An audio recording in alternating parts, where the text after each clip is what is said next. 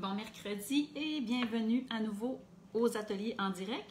Et bonjour aux gens qui vont écouter encore la recette en rediffusion.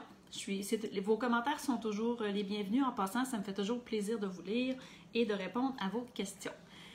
Alors aujourd'hui, ma fameuse recette que je vous ai fait un petit quiz cette semaine, je vous présente ma recette d'huile de bain dorée.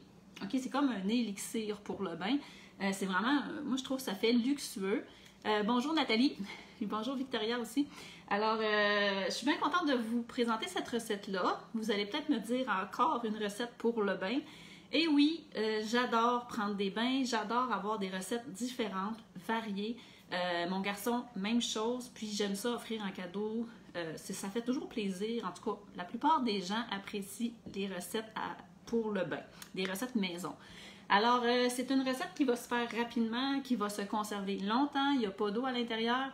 On va en utiliser très peu à la fois.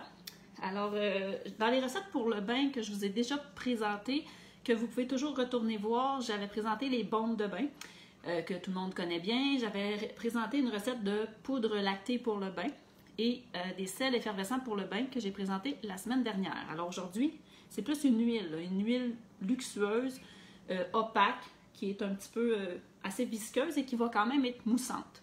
Alors, c'est une belle idée cadeau, comme je vous disais, puis je me suis inspirée en fait, ce qui m'a donné l'idée de cette recette-là, c'est que j'ai commencé à utiliser cette semaine l'huile de bain adaptive qui est vendue dans le catalogue d'Otera. Et l'huile de bain apaisante adaptive, et c'est vraiment concentré, vous allez voir, la bouteille est petite, c'est vraiment ce format-là qu'on fabrique aujourd'hui. Puis je vais vous montrer la couleur d'ailleurs. C'est pas un beau jaune épais là, doré comme c'est la recette que je vous présente, mais c'est pour vous montrer que c'est quand même une belle couleur. Puis ça aurait pu être déposé dans une bouteille transparente également. Mais c'est sûr qu'on préfère des bouteilles opaques parce que quand les rayons de soleil touchent au produit, ça peut quand même détruire les propriétés des ingrédients qu'il y a à l'intérieur. Mais moi, c'est sûr que je conserve ça dans une armoire fermée ou un tiroir. Je ne mets pas ça en plein soleil. C'est ça qu'on ne veut pas détériorer nos ingrédients. Donc, l'huile de bain adaptive a inspiré un peu la recette que je vous présente aujourd'hui. Mais je voulais utiliser une huile végétale jaune que j'ai faite cet été, qui est encore très bonne, mon macérat de pissenlit. Inquiétez-vous pas, si vous n'avez pas de macérat de fleurs de pissenlit comme moi, vous pouvez utiliser dans votre recette de l'huile de jojoba qui est exactement aussi jaune.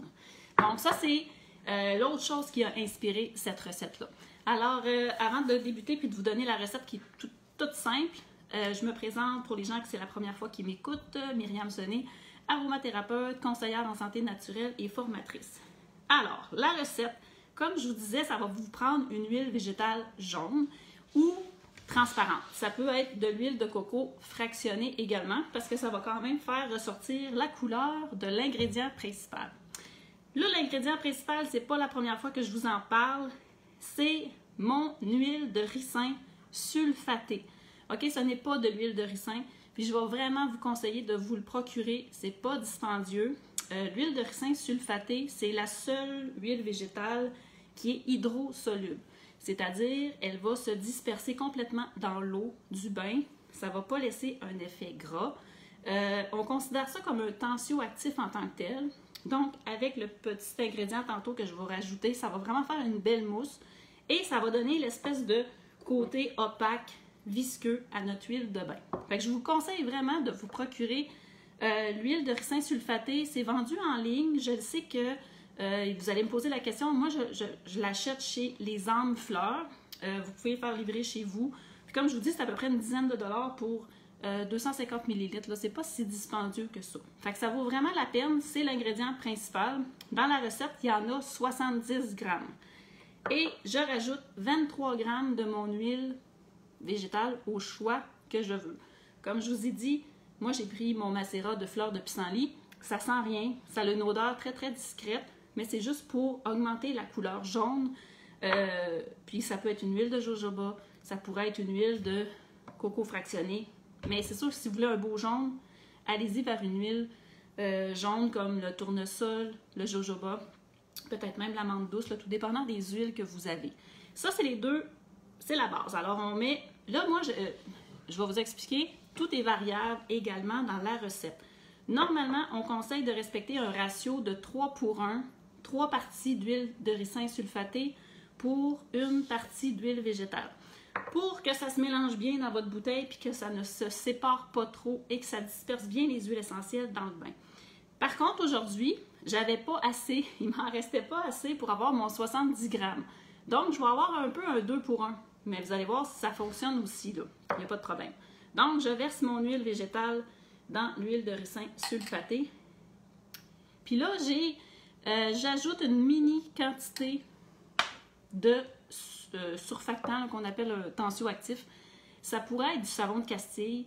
Tout simplement, moi, j'avais du décylglucoside.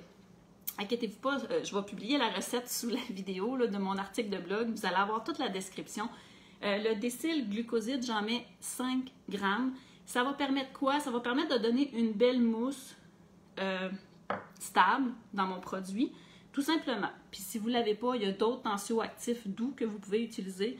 Moi, personnellement, quand j'ai fait le test avec le savon de Castille, j'ai fait plusieurs tests là, cette semaine, mais avec le savon de Castille, celui que j'ai, le Dr. Bronner's, ça ne moussait presque pas parce que c'est sûr que c'est difficile de trouver un équilibre là, pour que ça mousse avec l'huile végétale qu'on met. Mais moi, en tout cas, ça a bien fonctionné avec le décylglucoside qui est quand même très doux, qui est toléré par la peau, c'est biodégradable. Donc là, je mélange, puis là, j'ai évidemment pas mis mes huiles essentielles encore, je vais les mettre là à la fin. J'aurais pu les mettre au début. Je les ai déjà calculées, mes huiles essentielles. Je voulais pas perdre mon temps à calculer le nombre de gouttes avec vous. Là, les huiles essentielles, comme je vous dis, là, on voit déjà la belle couleur. C'est super beau, là. Moi, j'aime ça. Ça fait jaune soleil, surtout qu'il pleut. Là, nous autres, c'est super gris aujourd'hui. Ça a une belle texture.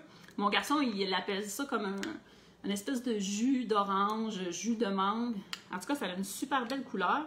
Puis c'est sûr que si vous mettez plus d'huile de ricin sulfatée, 3 pour 1, ça va être un petit peu moins jaune, ça va être un petit peu plus ambré, doré. Plus que vous mettez d'huile végétale jaune, plus que ça va être jaune. Mais comme je vous dis, ça va peut-être se séparer dans votre bouteille si vous ne respectez pas le 3 pour 1 suggéré. Là, moi, j'ai un 2 pour 1. On va voir si ça se sépare tout à l'heure. Les huiles essentielles.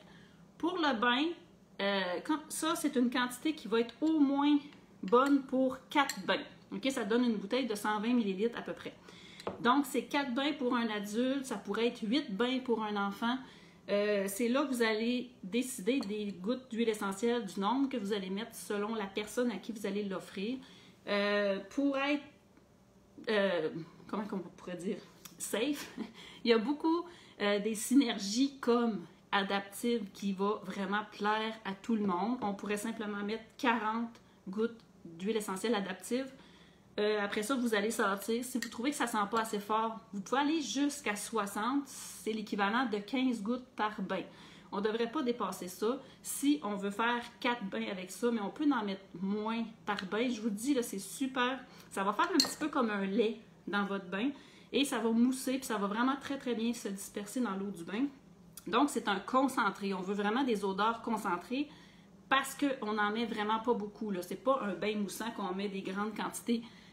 C'est comme un petit élixir, comme je disais.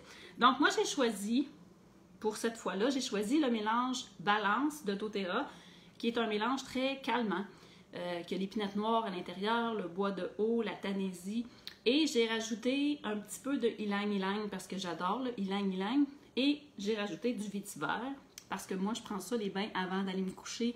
Le vétiver, c'est vraiment une belle huile pour se calmer, c'est bon pour la peau également, c'est bon pour le système immunitaire. Alors, je trouve que les trois ensemble, ça fait une super odeur. Dommage que vous ne pouvez pas sentir ce que je sens. Donc là, je vais vraiment, vraiment bien brasser et il va me rester simplement à le vider dans mon flacon. Moi, j'aime ça mettre ça dans un flacon de verre parce que, là, vous voyez, avec les huiles essentielles, ça fait vraiment un blanc assez... c'est jaune... c'est jaune doré, jaune soleil. C'est un beau petit rayon de soleil. Donc, c'est sûr que la pipette, c'est assez visqueux, comme vous pouvez voir. Ça se peut que ça bloque dans la pipette. Fait que c'est sûr que c'est peut-être plus pratique d'avoir une bouteille de ce style-là avec un bouchon, puis vous allez mesurer un bouchon ou deux par bain. Puis comme je vous dis, ça fait une belle petite mousse. Ça se conserve longtemps, ça sent super bon. Donc c'est un petit concentré de bonheur à offrir pour le bain. Super beau. Les enfants vont adorer. Oui, nous aussi, c'est gris. Oui, c'est ça. Hein? Bon, nous autres, la neige, il y en a encore beaucoup. Ça n'a pas disparu. Mon bonhomme de neige, il a tombé, mais on ne voit pas le gazon encore à cette île. C'est encore tout blanc. Mais il neige, c'est gris. Alors, je vais partager la recette tout de suite après la vidéo. Je vais la mettre, elle va être encore également sur mon blog, sur ma chaîne YouTube. Vous pouvez toujours trouver toutes les recettes sur mon blog jamaisansmonhuile.com, ma chaîne YouTube, soit ma page Facebook dans la section vidéo ou sur ma page Instagram également. Je les ajoute souvent. Donc, n'hésitez pas à partager la recette, à m'écrire vos commentaires quand vous aurez essayé la recette et à me donner vos idées d'huile essentielle que vous allez utiliser. Et si ça fait un beau jaune comme moi, mais j'en ai parlé dans l'article, je vous explique un peu les variantes que vous pouvez mettre. Mais comme je vous dis, misez sur l'huile de ricin sulfatée si vous voulez vraiment utiliser ça souvent dans les produits pour le bain. Ça fait vraiment toute la différence. Puis c'est un bel ingrédient à découvrir. Alors, je vous remercie beaucoup. Si vous voulez, puis quand vous m'entendez parler des huiles essentielles d'Oterra, si vous avez jamais essayé les huiles essentielles d'Oterra, simplement m'écrire. Je peux vous envoyer des échantillons, c'est gratuit. Puis, on a des super promotions également en décembre pour les gens qui veulent devenir membres. Il va y avoir des très beaux rabais que ça fait très longtemps qu'on n'a pas vu. Alors, juste à m'écrire, puis je vais vous expliquer ça. Fait que bonne journée tout le monde, puis à la prochaine.